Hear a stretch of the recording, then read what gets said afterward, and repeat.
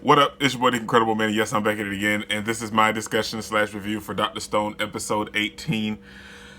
You guys know I love last week's episode, but this episode was so much fun and enjoyable and excitement and entertainment and a whole bunch of other words that I can't really think of right now because my mind is racing because this episode was just that phenomenal, man. Okay. First off, let's get it out of the way, man. One of my most there was a bunch of episodes of Dr. Stone that I loved that was just so good. But this every week I keep finding myself saying that this episode was better than the last episode, and this is my new favorite episode for Dr. Stone. It was just that good, man. It had so many elements that I enjoyed. Seeing Hyoga or Hoga, seeing Hyoga-san or seeing Gin betray Hyoga-san to pretend he's betraying Senku to betray Hyoga-san. There was a lot of back and forth with that. Seeing Kinro and Genro's relationship, seeing Magma step up with the village. There was so... Seeing Senku make katanas. There's so much that was so going on in this episode. It was that... Oh, it was so much fun.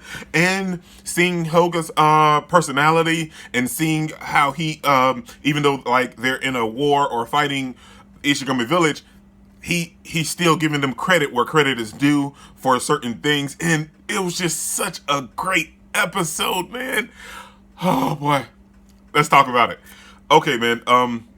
Diving right into this episode, it picks up right after last week's episode where we hear Gin telling Senku and the rest of the villagers that Tsukasa's coming. And he's bringing an army, man, because they're coming.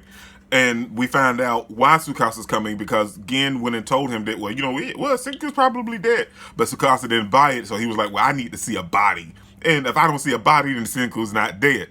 So, I mean, long story short, I can kind of agree with what he's saying. I mean, I need to see a body too. For someone like Senku, and knowing that we kind of had this conflict with each other, I need to see a body before I just take someone's word that he's dead.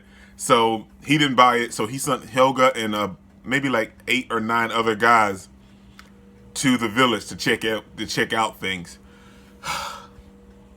So, then we jump back and we see Kinro and Genro at the guarding the bridge, and we have Kinro telling Genro, hey, go back to the village and tell everyone that they're here, and if I don't make it, cut the bridge.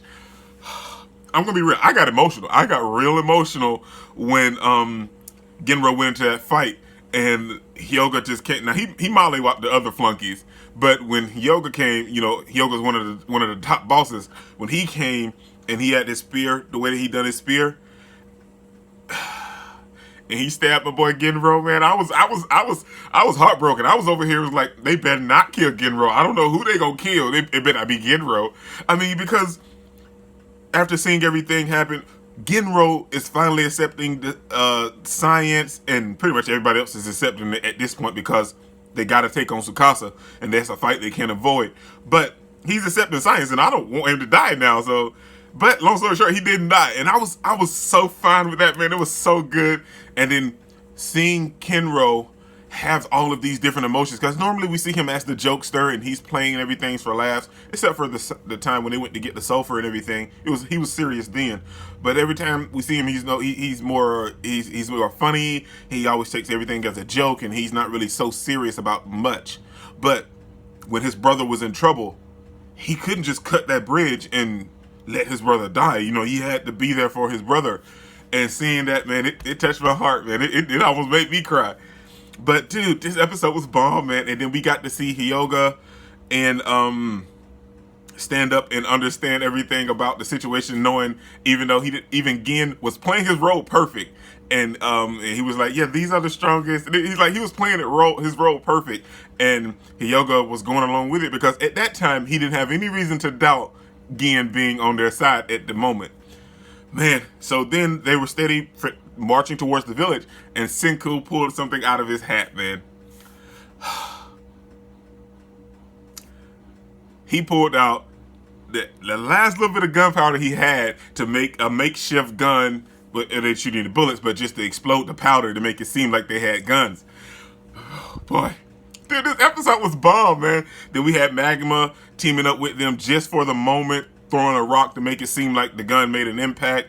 And Gin sold it. He went over there and like, oh no, they got guns. He sold it. He sold his role to perfection. And they left. And then they waited for 3 days because of, the storm, and they couldn't be able to light the flintlocks and stuff. So I was, not the flintlocks. I'm so sorry, you guys. Like the part where it was like the made to go boom. Anyway, then we get to the heart of the episode, man. That's when everything meets. It meets. So we have them coming, and the storm's coming as well. So the wind's blowing, they can't light it, and now they're having a full blown fight. But little did they know, they were like, oh well, they don't have their guns anymore. So what could they do? Senku made katanas. And when we go back and we see the whole little backstory, how it was made and everything, he has an idea. He pitches it to the guy, the strong guy. Oh, I know his name. Oh, what is his name? I can't think of his name. But anyway, he pitches it to the old guy, and he makes it. He strips butt naked, and he's like, yeah, I'm so ready. And did you notice the three sisters?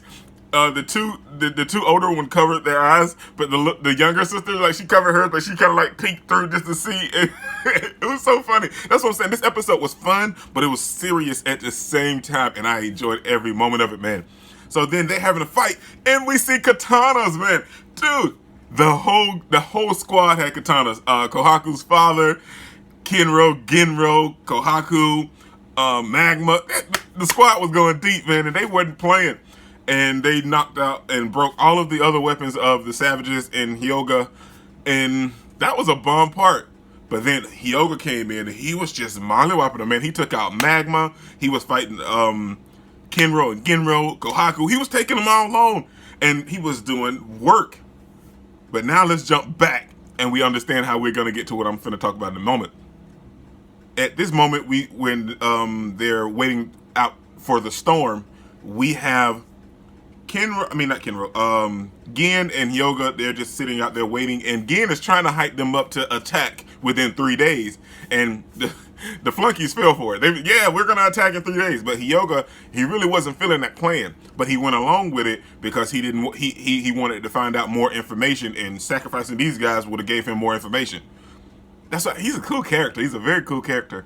So then we also see Gin play with Hyoga's spear. Now, at that moment, we didn't see him do anything. He just picked it up and he was just idolizing it. So I was like, okay, that's nice. Okay, what is he doing? But then we get back to the action, and we find out that he cut it while they were out in the woods, and while he was fighting Kohaku, Gin, and Genro, Kinro, and everyone else. Cause he kind of rotates it as he spins it, like he holds this steady and kind of rotates the whole thing, and then holds the part in the middle and rotates the tip, so it spins in a circular motion. And while it doing that, compared to what Gin done to it in the forest, which is split it fell apart and he couldn't fight anymore. Dude, that was bomb, man. And then they showed us how Gin done it, because he led a trail to let Sueka know where he was, so she could have gave him a nice thin blade to cut it. Dude, that was boss, man. Gin thought of everything, man. And then when that happens, Hyoga puts 2 and 2 together, and he figures out that Gin has betrayed them. And Gin was playing the role perfect again. He's like, huh? What? Why would I do that, Hyoga-chan? Why would I do that? Dude, it was so boss, man. And then he was like, well, you got me. It was so perfect. And when he gave it up, then he done his magic powers again, because Hyoga was like, well, this is almost like magic that it just happens to fall apart.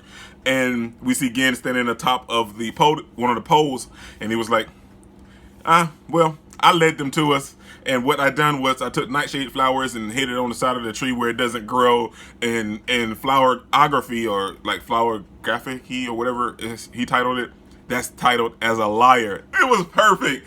And that was bomb, man, just seeing all of them. And then we even got to see Senku and Gin in full samurai gear with some swords, because it showed how they teamed up and worked together. It was bomb, man. It was so fantastic seeing the whole village come and work together. And I'm super excited for next week's episode, because I'm thinking that now they're going to have to get the stuff together, because they're gonna go get Tsukasa, and they're coming back full force, man. So maybe they have a little time in between to really work it out and figure out what they're gonna do, because the samurai swords are great and they're actually perfect to combat these people. But at the same time, when you're getting so many people coming, you're going to need something else more than just the samurai swords. So I'm super excited to find out what they're going to do about that. And yeah, man, this episode was bum. I'm telling you guys, we got to see Genro with his glasses, and he looks like a cool science guy from an anime.